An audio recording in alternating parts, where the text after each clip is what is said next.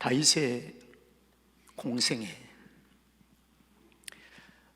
예수님의 공생애가 광야에서 시작을 합니다.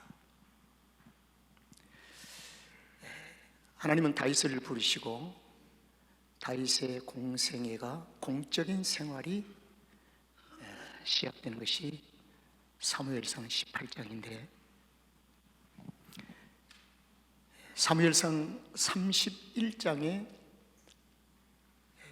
블레셋과 이스라엘 전투 속에 친구 요나단이 전사하고, 그리고 사울이 거기서 자살을 합니다. 이 모든 길고 긴 고난의 여정을 마칠 때까지 사무엘상 18장부터 31장 사이에는 이루 말할 수 없는 다윗의 고난의 연속이었습니다. 이 고난은 하나님의 의도되어진 고난이었습니다. 하나님의 계획 속에서 장차 오실 메시아를 예표하는 사람으로 하나님이 다윗을 예정하시고 부르셔서 그에게 주님이 앞으로 당하실 모든 고난을 다 지나게 하십니다. 그래서 저는 사무엘상 18장에서 다윗의 미래를 알기 때문에, 은혜 시대에 살고 있는 우리는 성경을 통해서 다윗의 미래를 알기 때문에 과연 다윗이 그 고난을 헤쳐나갈 수가 있을까? 이런 생각을 가지면서 동정도 있고, 그래서 다윗을 향한 그 마음을 갖다 보니 이 찬양 속에 울지 아니할 수가 없었습니다.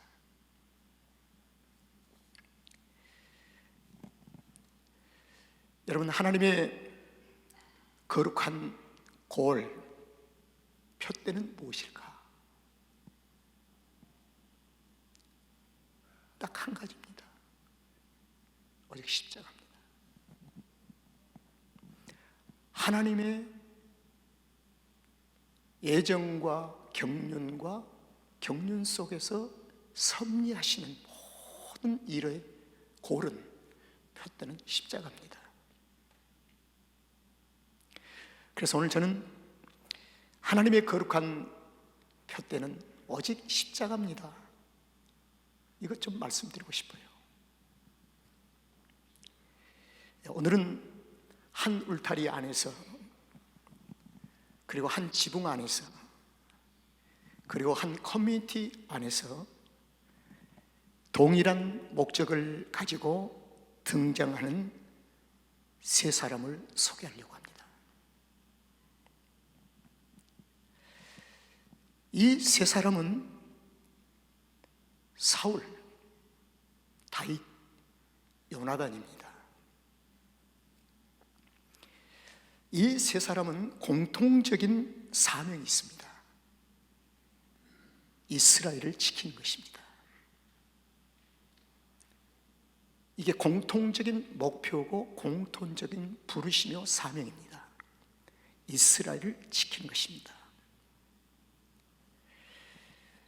그 어디로부터 지켜야 될 것인가? 블레셋으로부터, 가나안 족속으로부터, 그리고 내부에서는 회복을 시킵니다. 회복에 대한 사명이 있습니다. 그리고 이 세 사람에 대한 공통적인 것은 혈통적으로는 이스라엘 혈통입니다. 야곱의 후손입니다.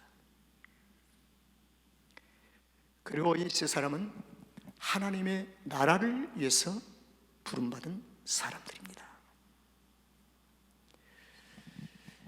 그래서 하나님의 나라를 위해서 부름받은 이 세 사람에게는 하나님의 거룩한 표대인 오직 십자가를 위해서 부름받은 등장되어진 인물들입니다.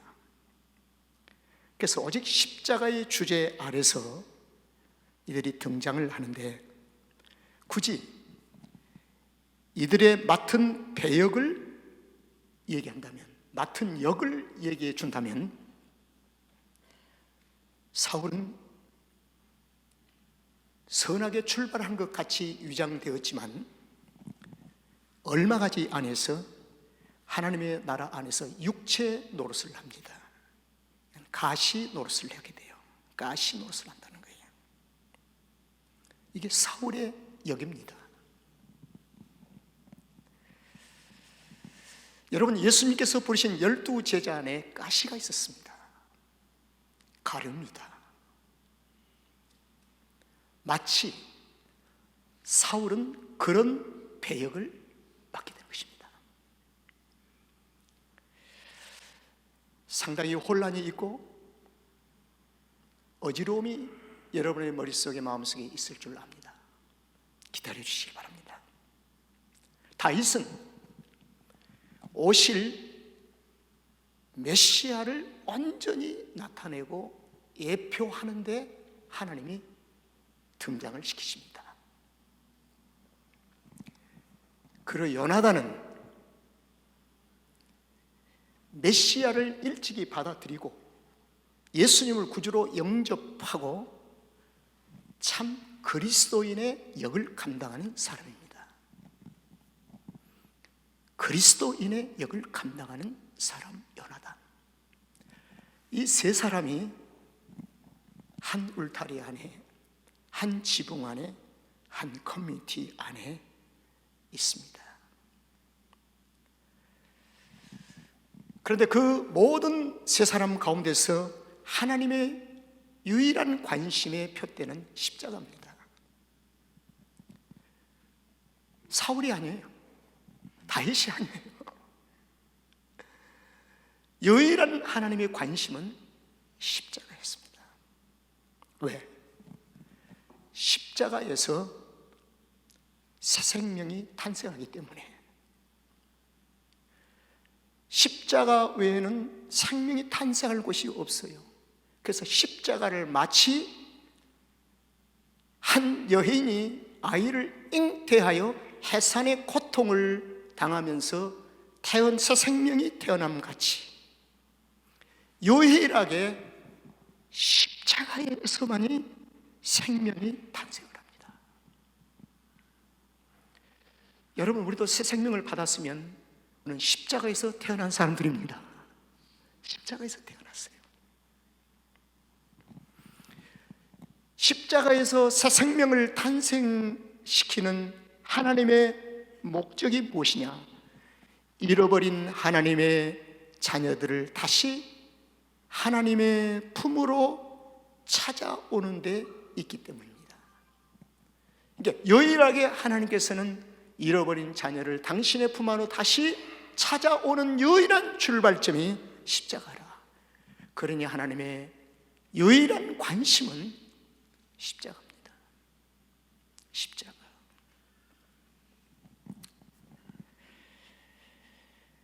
하나님이 하나님 나라의 회복에 하나님의 뜻을 집중하고 계십니다.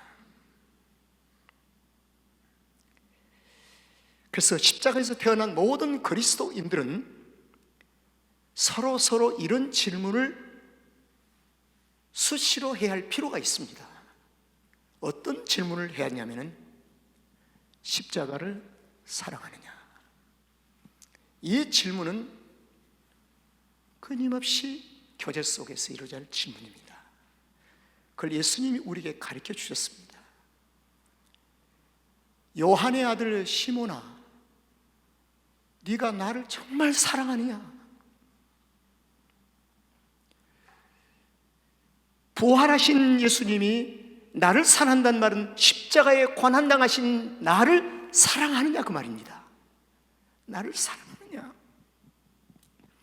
그래서 성도의 교제 속에서 서로 십자가를 사랑하냐고 하는 이 서로 간의 질문은 앞에는 솔직해야 합니다. 솔직하게 답을 해야 합니다.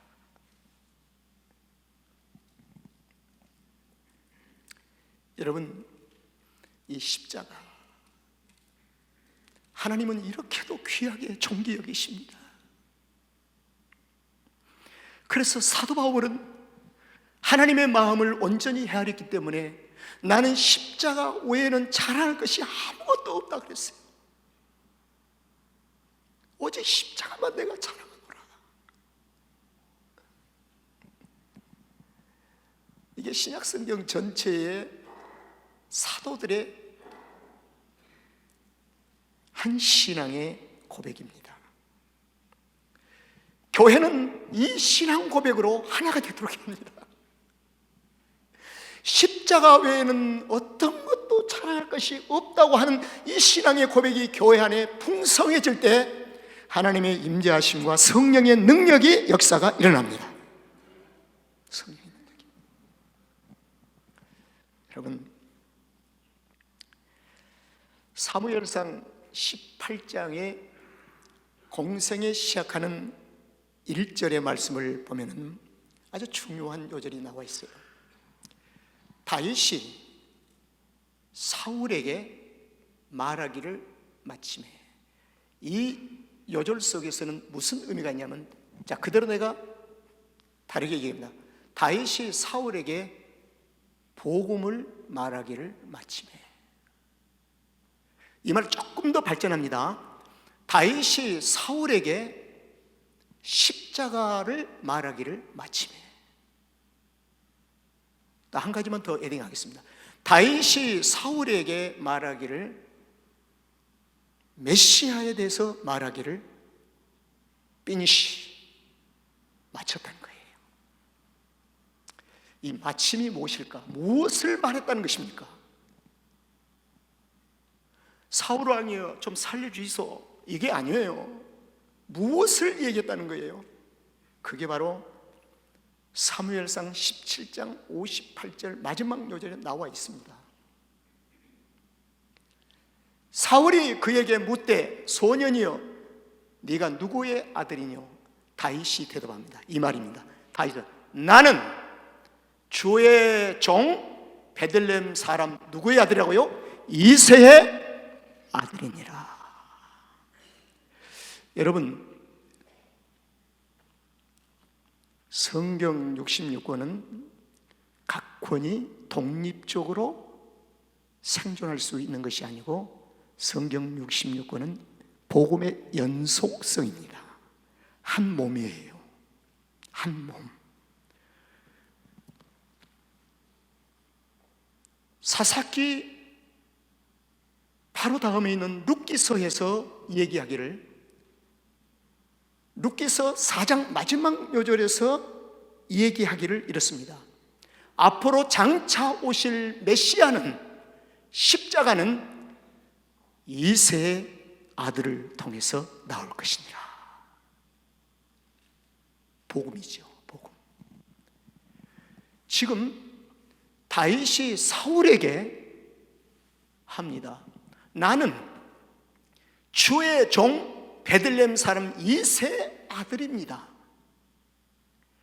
이 말을 바꿔서 얘기한다면 나는 주님의 종으로 오실 메시아를 예표하는 사람입니다. 메시아.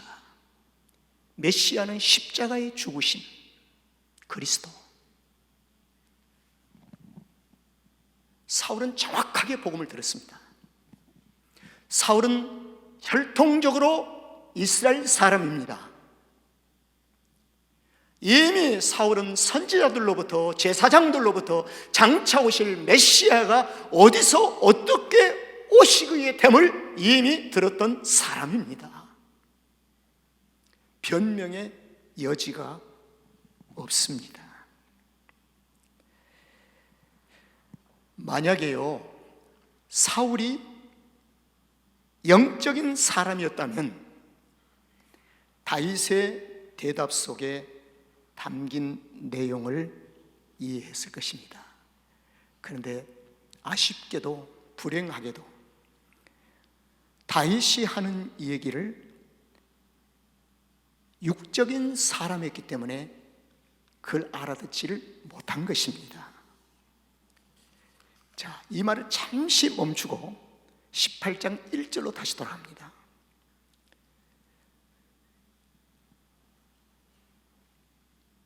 다윗이 사울에게 말하기를 마침에 그 다음입니다. 요나단의 마음이 다윗의 마음과 어떻게요? 연락되어, 이 말은 일치가 되었다는 것입니다. 중요합니다. 연락이란 이 말은 교제가 이루어졌다, 만났다, 일치가 되었다는 것입니다. 그러므로 요나단이 다윗을 자기 생명같이 사랑하느니라. 여러분, 무슨 다 십자가를 사랑하십니까? 여기에 다윗이 말하는 복음 앞에 사울은 육적인 것을 가지고 그 복음을 받아들이지 못한 것입니다. 그런데 요나단의 마음속에는 복음의 능력이 임하게 되니 마음이 다윗의 마음과 교제, 한 마음과 한 뜻, 하나님의 뜻에 일치가 되었다는 것입니다. 그러므로 그리스도인 되어진 요나단이 다윗을 자기 생명같이 사랑하느니라. 이렇게 달라요. 동일한 얘기를 들어도 한 사람은 육적으로 받는 사람이 있고 한 사람은 영적으로 받는 사람이 있습니다. 여기에 멈추지 아니하고 18장 3절에 보니까 요나단은 다윗을 자기 생명같이 사랑하여 더불어 무엇을 맺었어요? 언약을 맺었답니다. 여러분, 주님과 나와의 관계는 언약 관계입니다. 믿으세요? 이 언약은 절대로 변개할 수 없는 언약입니다. 누구도 바꿀 수 없는 이 언약입니다. 성령으로 인침을 받은 하나님의 거룩한 백성들은 절대로 이 언약을 파기할 수가 없습니다. 언약을 맺었습니다. 이 말씀이 이렇게 여러분들에게 이해가 되어져야 그 다음 요절에서 왜 사울이 창을 던져서 다윗을 죽이려고 했는지, 왜 분노가 나왔는지, 불쾌함이 있었는지, 왜 살인빛의 눈빛을 가지고 주목했는지, 이 모든 것이 다 이해가 된다는 거예요. 사울의 모습은 저와 여러분의 모습 속에 다 잠재해 있습니다. 미안한 거죠. 잠재해 있어요.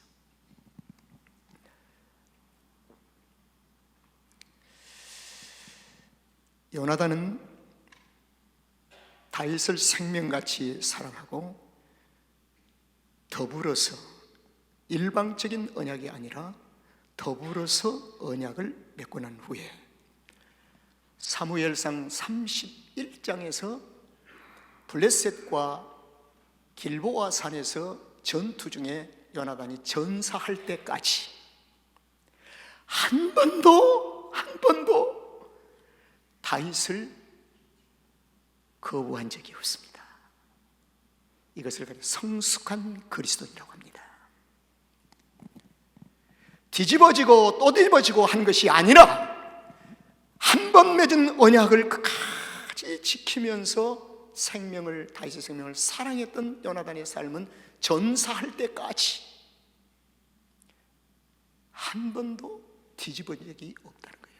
바로 하나님은 이 요나단의 삶을 바울서 신서에서 장성한 분량에 이르기까지 성숙한 그리스도인의 푯대를 세우시고 우리를 그 가운데로 이끌어 가신 겁니다.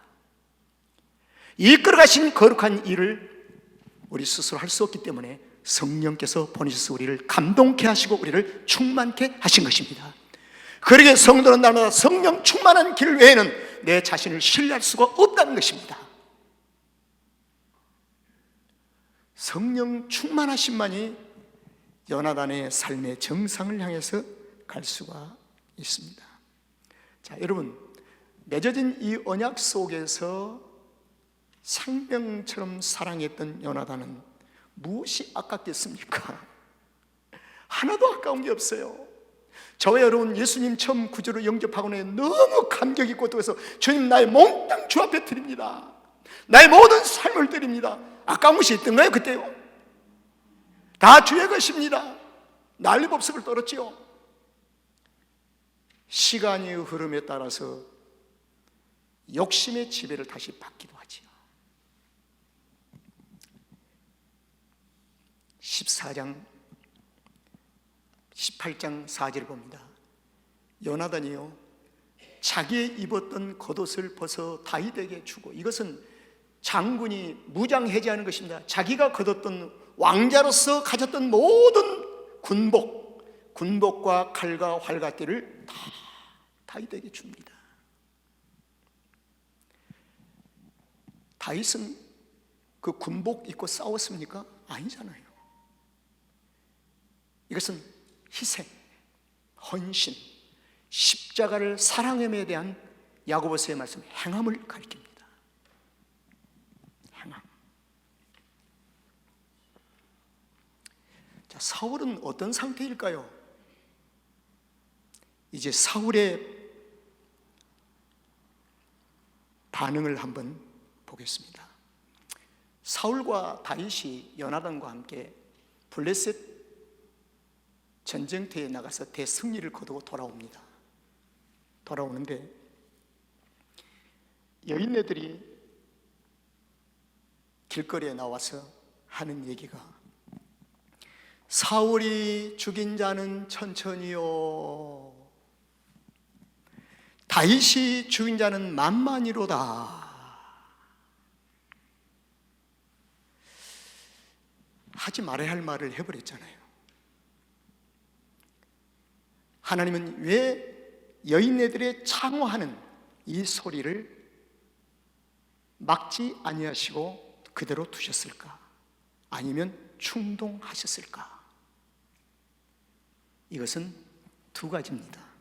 사울을 시험하시려고, 그리고 두 번째, 사울의 심령 속에 박혀있는 육체적인 것을 다 드러내서 다윗에게 고난이라는 것을 공격을 가하게 하여 장차 오실 메시아를 예표하기 위하여 하나님의 섭리하심과 위대한 계획이 있습니다. 그래서 성도들은요, 때로는 믿음 생활하다 고난이 오면 시험에 들지 않도록 잘해야 합니다. 그리고 이겨야 합니다. 그 시험이 우리에게 종종 올무가 되어버릴 수가 있어요. 오늘 사울이 죽은 자는 천천히요, 다윗을 죽은 자는 만만히요. 이때 사울이 이 말에 매우 불쾌했습니다. 그리고 심히 노합니다. 분노를 터뜨립니다. 그리고 마지막 세 번째로 사울의 결정적인 육적인 사람임을 알리고 있는 하반절이 이어져 있습니다. 다윗에게는 만만을 돌리고 내게는 천만을 돌리니 이제는 그가 그에 더 얻을 것이 이 나라를 나한테 뺏는 것 외에는 무엇이 있겠는가? 여러분, 사울의 왕으로 있는 이스라엘 나라가 사울 것입니까? 여기서부터 육적인 하나님의 진정한 나라를 모르고 있는 사울의 육적인 상태입니다. 이스라엘은 사울의 것이 아닙니다. 하나님의 나라입니다. 하나님의 나라예요. 오늘날 교회가 사적으로 교회화된 교회가 얼마나 많이 있습니까? 목사의 것입니까? 창립한 창립자들의 것입니까? 누구의 것입니까?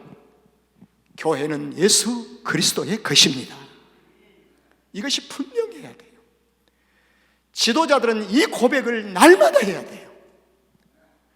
사심이 끼어들지 않도록 날마다 고백을 해야 돼요. 그래서 목사가 텃세하면 안 되잖아요. 지껏 신령 텃세를 해요. 아니잖아요.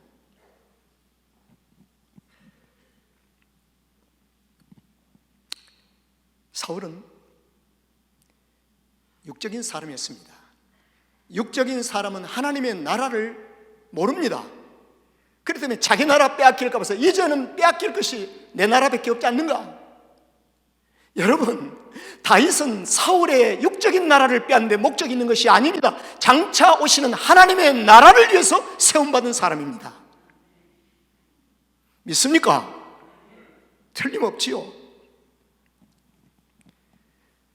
그래서 이때부터 한 지붕 아래 하나님의 나라와 다윗과 요나단과 세상 나라 사울과의 싸움이 시작됩니다.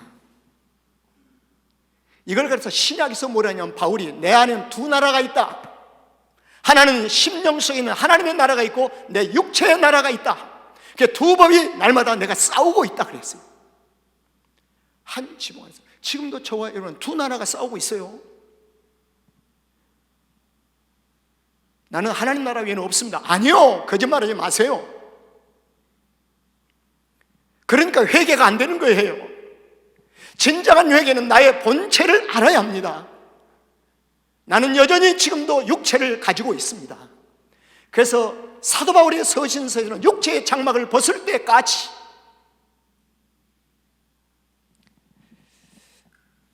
여러분, 그 후로 18장 9절입니다. 그날 후로 이제 사울이 다윗을 어떻게 해요? 주목하기 시작합니다. 여러분, 교회 안에서 주목받아 본 적이 있습니까? 주의 일을 열심히 하다 보니까 주목하고 저러면 안 되는데, 우리가 있는데 주목하는 자가 있고 주목을 받는 자가 있습니다. 얼마나 교회는 영적인 이 나라 속에서 얼마나 신비하고 놀라운 영적인 비밀이 있는지를 모르십니까? 여러분, 주목받은 경험이 있으십니까? 또 한 가지 묻습니다. 주목해본 경험이 있습니까? 이 주목은 간단합니다. 사울이냐 요나단이냐 이 차이점입니다.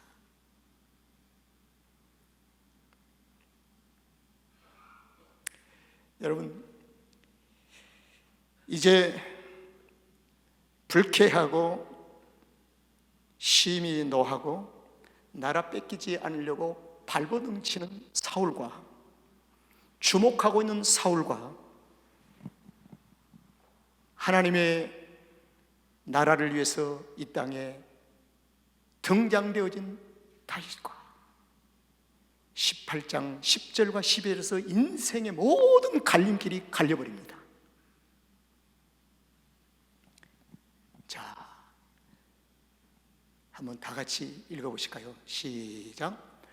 그 이튿날 하나님의 부르신 악신이 사울에게, 그 다음입니다, 힘있게 내리더라. 이 말은 사로잡혔다는 것입니다. 한순간에 사로잡혀 버렸어요.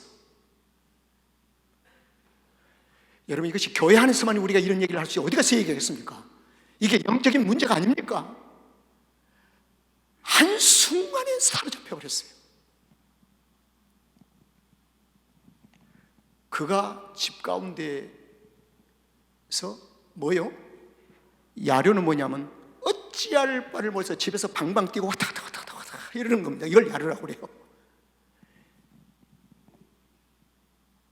가정에서도 여기에 힘있게 내림을 받으면 견딜 수가 없습니다. 그냥 막 몸설쳐요. 어떻게 할 줄을 몰라요, 사람이.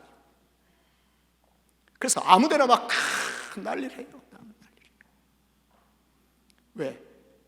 하나님의 부르신 악신이란 이 말은요, 하나님께서 적정한 때만 허락한다는 거예요. 하나님이 적정한 시간과 때까지만 허락하시는 하나님의 그 권능을 가리킵니다.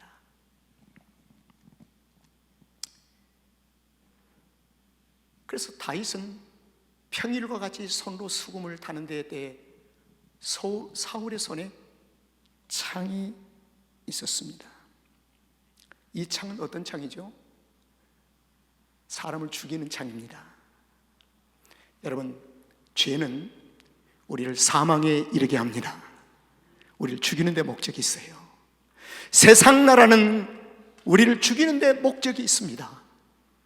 그러니까 사울의 손에 들려진 이 창은 죽이는 겁니다. 누구를 죽여야 될까요? 다윗을 죽여야 합니다. 다윗은 장차 오실 메시아니까. 여러분 신비하지 않습니까? 하나님의 메시아의 오심을 예표하고 주님이 이 땅에 오셔서 십자가에 죽으시기까지 로마로부터 공격을 받으시기도 하지만 내부에서 제사장들과 같은 혈통인 유대인과 서기관들로부터 공격을 받으셔서 마침내 그들의 손에서 빌라도 총독의 손을 넘겨줌으로 십자가의 사형 판결을 받게 됐으니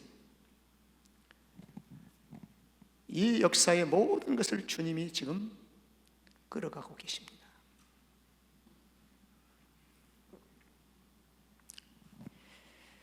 제 말씀을 마무리해 가겠습니다. 다윗에게 고난은 준비되어진 고난입니다. 이게 정확합니다. 왜냐하면요, 하나님은 독생자 아들을 보내실 때 십자가의 희생과 죽으심을 아시고 보내셨어요. 보낸 독생자의 미래 앞에 펼쳐질 고난, 십자가. 다윗에게 모든 고난은 준비되어진 것입니다. 그래서 저는 다윗이 준비된 이 고난을 헤치고 이길 것인가 하는 것이 내 마음에 다가왔어요. 다윗에게 매일매일 다가오는 고난과 시련은 예수 메시아를 예표하는 것이기에 그는 18장에서부터 하나님의 뜻에 삶의 줄을 묶어버립니다. 자기를 묶어버려요. 그리고 온전히 주님과 함께 더불어 사는 삶에 성실합니다. 맡겨버립니다.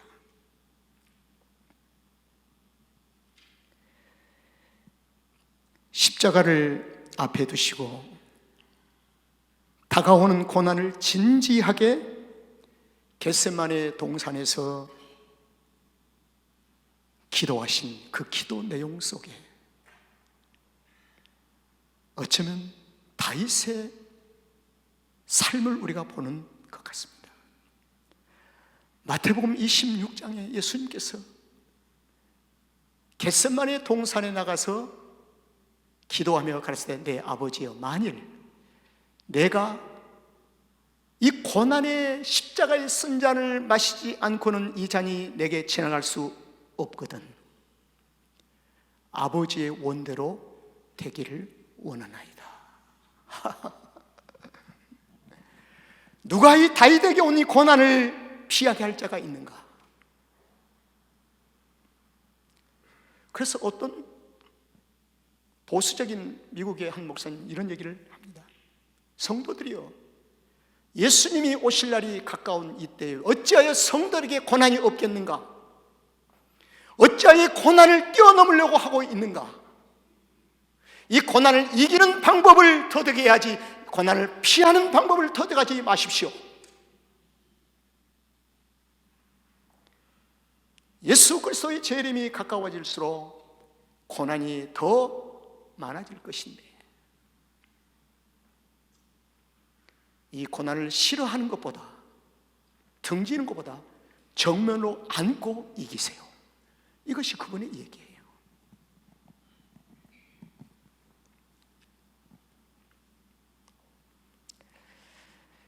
여러분, 사울 편, 다윗과 요나단 편, 아주 편을 간다면 이제 딱 나눠버리고 말았습니다. 그래서 사무엘상 18장부터 32장까지는 하나님 사울 편과 다윗 편의 두 편의 싸움입니다. 이 영적인 싸움에 하나님은 이렇게 합니다. 마지막 이렇게 합니다. 여호와께서 사울을 떠나심으로 다윗과 함께 하심으로 그리고 사울이 다윗을 두려워한지라. 여러분, 그리스도인은 두려움의 대상이 없습니다. 주님과 함께하면 두려울 것이 아무것도 없는 줄로 믿습니다. 그러나 주님과 함께하는 자를 두려워하는 자가 있습니다. 누가요? 사울이 두려워한다는 것입니다. 그래서 성도는 담대해야 합니다. 어떠한 얘기를 들어도 조금도 움츠러들지 말고 담대하십시오. 주님이 내 편에 계심을 믿으시고 담대하게 선포하십시오. 그러면 최후의 승리자가 우리가 될 것입니다.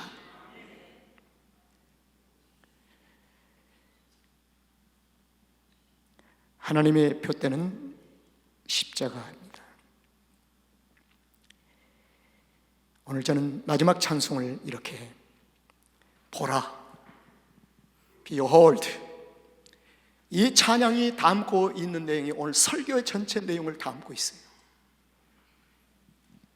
이 찬양을 부르시겠습니다.